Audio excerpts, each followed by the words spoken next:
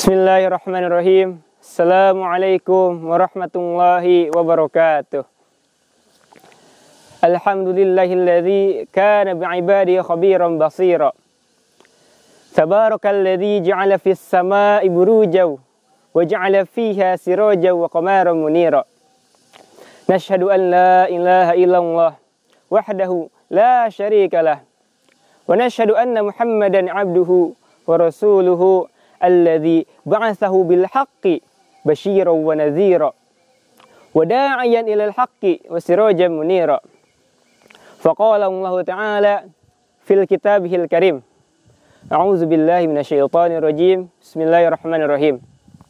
Ya ayyuhalladzina amanu kutiba 'alaikumus shiyam kama kutiba 'alal ladzina min qablikum la'allakum tattaqun. Shadaqallahul 'azim wa shadaqa rasulul karim. Wa nahnu ala dzalika minasyahidin wasyakirin walhamdulillahi rabbil alamin. Allah telah menciptakan 7 lapis langit tanpa tiang. Allah juga telah menciptakan 7 lapis langit tanpa gantungan. Maka tidak ada kata yang berhak, yang pantas kita katakan selain puji syukur kita kehadirat Zat yang Maha Ghafur, Zat yang Maha Syukur, yang telah memberikan kita beribu-ribu nikmat yang tak terukur. Nikmat iman, nikmat Islam, nikmat sehat walafiat, sehingga kita masih diberi kesempatan untuk meningkatkan keimanan kita pada kesempatan bulan Ramadan kali ini. Salawat serta salam semoga selalu tercurah limpahkan kepada sang Nabi akhir zaman yang kelahirannya saja membuat dunia guncang, yang jika kalau tanpanya dunia ini tak akan diciptakan, tak lain dan tidak bukan hanya kepada Habibana wa Nabiyana Muhammad sallallahu alaihi wasallam.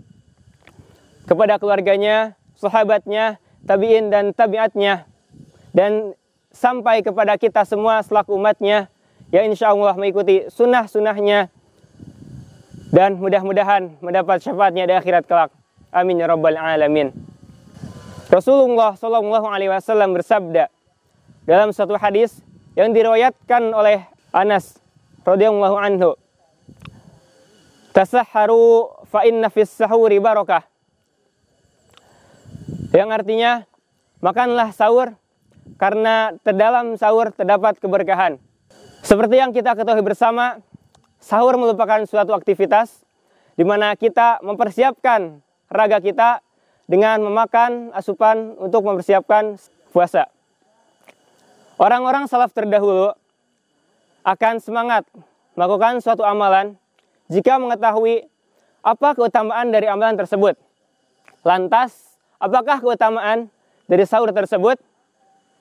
Maka pada kesempatan kali ini, izinkan kami menyampaikan 7 buah keutamaan sahur bagi kehidupan kita sehari-hari. Keutamaan yang pertama, dengan sahur itu merupakan salah satu bukti kita menaati apa yang telah diajarkan Rasul dan kita mengikuti sunnah Rasul. Karena Allah Subhanahu wa Ta'ala dalam konteks ini telah berfirman dalam Al-Quran, "Man ata'ar rasula faqad ata'allah." Yang artinya, barang siapa yang mengikuti Rasul, maka ia telah mengikuti Allah.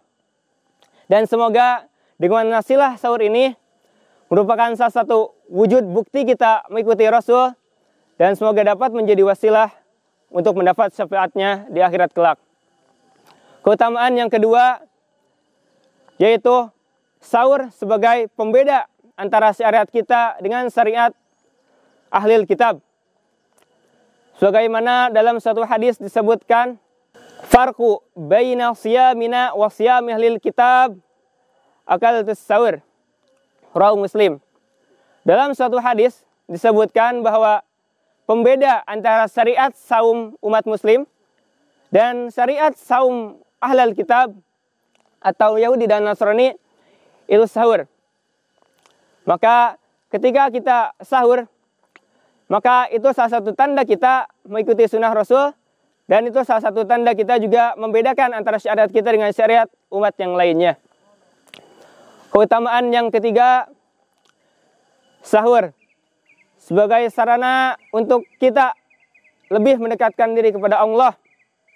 Karena dalam sahur, kita sahur itu di waktu sepertiga malam terakhir. Dan dalam satu hadis yang diriwayatkan oleh Abu Hurairah radhiyallahu anhu, Rasulullah sallallahu alaihi wasallam bersabda, "Yanzilu Rabbuna tabaraka ta'ala kullal lailah ila sama'id dunya hina yabqa sulusal lail yaqulu man yad'uni fa astajib lahu wa man yas'aluni fa'utiyahu wa man yastaghfiruni faghfir lahu." Rawahu Bukhari wal Muslim.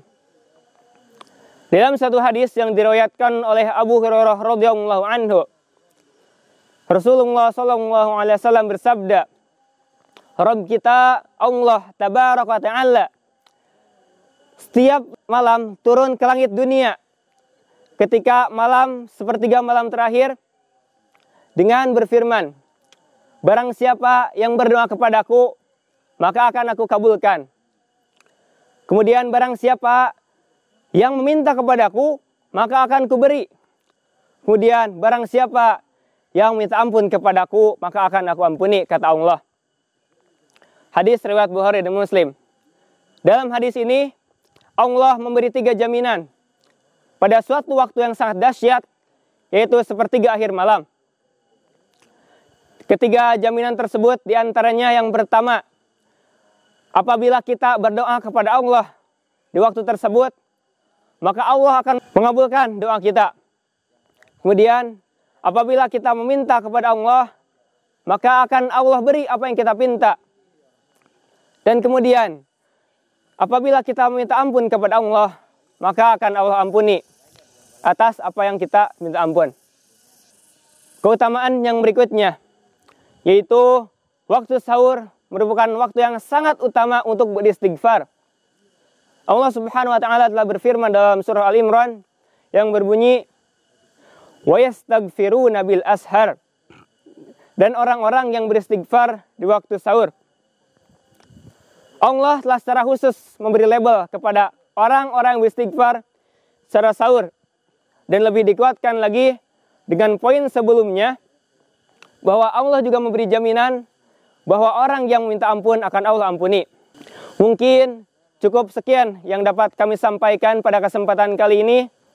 Semoga dengan apa yang saya sampaikan dapat menambah semangat kita untuk melaksanakan sahur khususnya pada bulan Ramadan ini.